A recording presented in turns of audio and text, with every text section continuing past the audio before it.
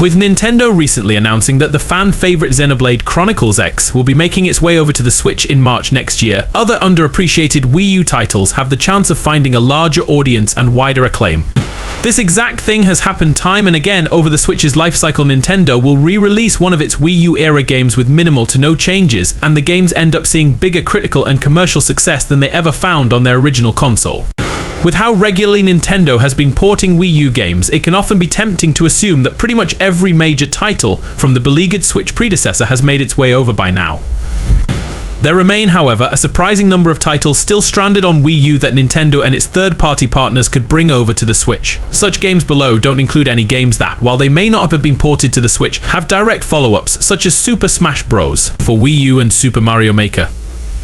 The Switch may have received Speedrunning Paradise Nintendo World Championships NES Edition in 2024, but while it scratches its own itch, it is a poor substitute for the NES Remix games on the Wii U.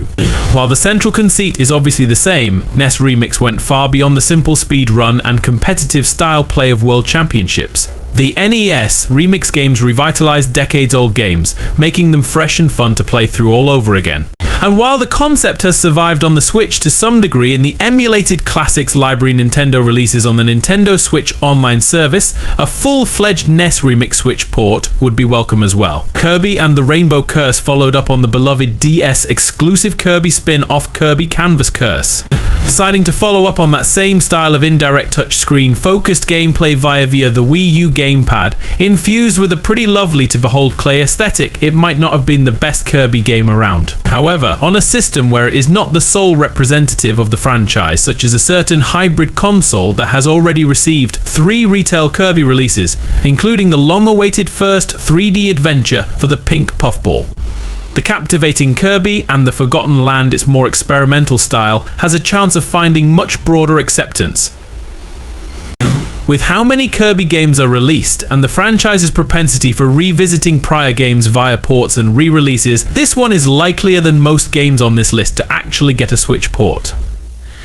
While the solo outings for Mario's trusty dinosaur steed Yoshi haven't necessarily been of the best quality following the incredible Super Nintendo original, Yoshi's Woolly World has the distinction of being not only the best Yoshi game since the first, but also of being a great platformer all around in general. It's a lovely, charming, breezy platformer that is also an utter visual delight, with a striking aesthetic brought to life by some incredible graphics.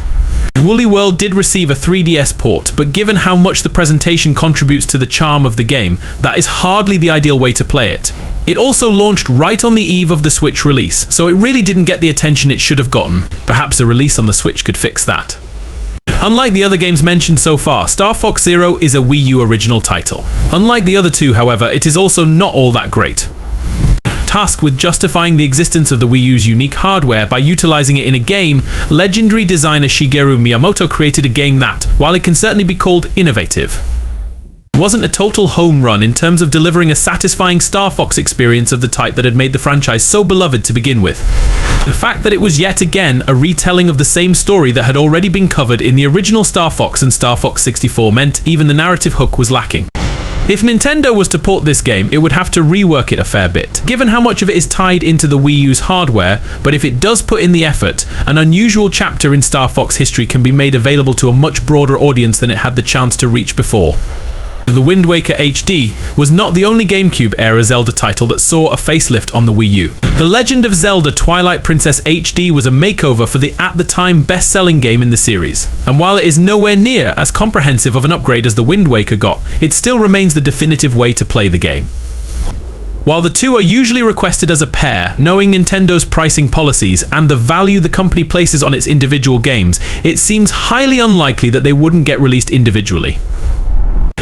In which case, it would be even more important for Twilight Princess HD to get a Switch release, otherwise it would be the only console title in the series not playable on the console. The Wind Waker's reputation was already on the up in the years following its launch, but The Legend of Zelda The Wind Waker HD on the Wii U was the release that allowed the game to bloom into the masterpiece it always hinted at being. Other than the very comprehensive visual update, which makes the already beautiful game even more graphically timeless, the Wii U release also addressed a lot of long-standing complaints about the original game, while also adding some great quality of life improvements.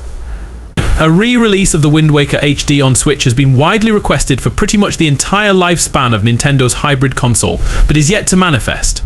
With the Switch entering its twilight years now, hopefully it's showing up as a matter of when, not if. ZombiU was another Wii U launch title that seemed to utilize the unique hardware much better than any subsequent game was able to manage. The surprising thing was that in this case it was a game not from Nintendo, but from Ubisoft. And while modern Ubisoft games often bear merited criticism for following formulaic templates, ZombiU was anything but.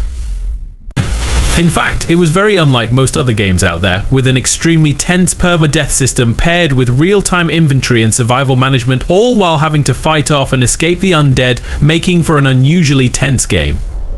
Bringing ZombiU to other systems does lose something, as the PS4 and Xbox One ports of the game ended up proving, but even a slightly compromised ZombiU on the Switch is preferable to no ZombiU on the Nintendo Switch at all. Capcom's Monster Hunter series is bigger now than it has ever been before, but before Monster Hunter World finally let the franchise break into the mainstream by allowing it a release on home consoles, Monster Hunter 3 Ultimate was already out on Wii U, with full online multiplayer support to boot.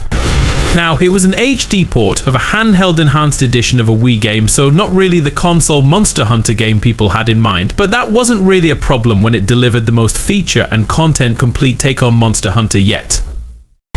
While older Monster Hunter games can be hard to go back to after World, 3 Ultimate especially has some unique aspects to it, such as the first and so far last appearance of underwater combat and hunts that make it worth revisiting. The new style of Paper Mario games remains divisive for ditching the RPG trappings the franchise originally became popular for.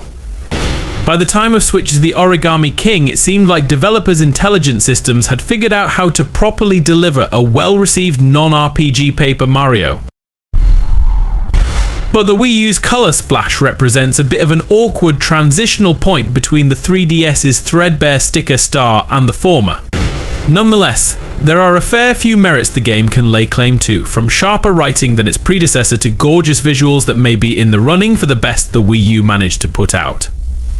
Color Splash is a game that few will be clamoring for a port of, but it's still a reasonably solid entry in the series that doesn't deserve to be lost to time. Hopefully, Nintendo agrees and gets the game over to the Switch at some point. If there was one game that truly hinted at the fresh and new possibilities that the Wii U could achieve via its gamepad, it was Nintendo Land. The party game collection Nintendo bundled with the more expensive Wii U models at launch is a bit of an underrated gem, with its various attractions, each representing one of many Nintendo IPs. Exploring different styles of gameplay that the menagerie of input methods supported by the console could enable. With how intrinsically the game is tied to the console's unique control inputs, it would probably take a lot of effort to rejig it into something workable for the Switch, but with how much of a celebration of Nintendo the game is, hopefully the company is exploring ways to bring the game over.